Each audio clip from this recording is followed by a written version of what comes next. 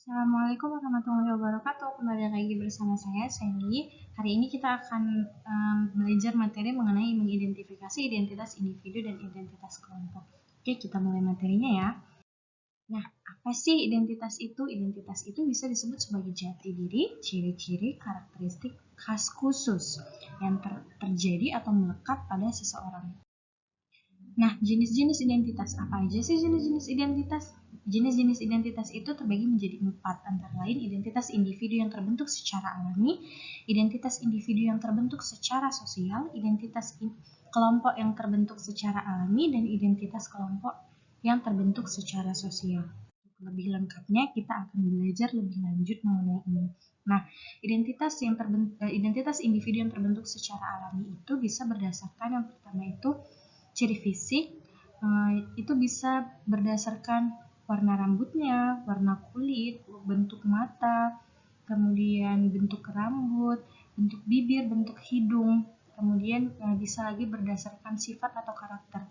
Apakah seseorang tersebut bersifat periang, pemarah, sombong, atau ramah, itu merupakan identitas individu secara alami.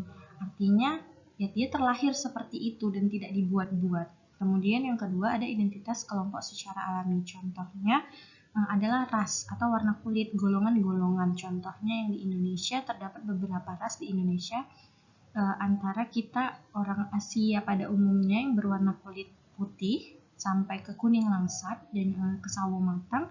Ada beberapa orang di penjuru Nusantara itu mereka dengan warna kulit hitam, negroid. Mereka ras negroid.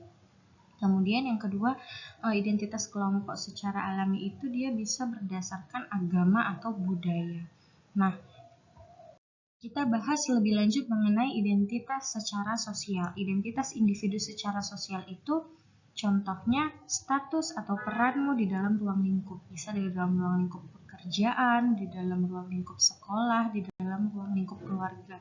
Contohnya di dalam ruang lingkup keluarga yaitu statusmu di dalam keluarga. Apakah kamu seorang anak, seorang ayah, seorang ibu, seorang istri, seorang suami, atau seorang kakek atau nenek. Kemudian contohnya lagi ruang lingkup di pekerjaan, misal di sekolah. Ada yang berstatus sebagai peserta didik, ada yang berstatus sebagai seorang guru. Kemudian lagi ada identitas kelompok secara sosial. Ini contohnya komunitas atau fans club.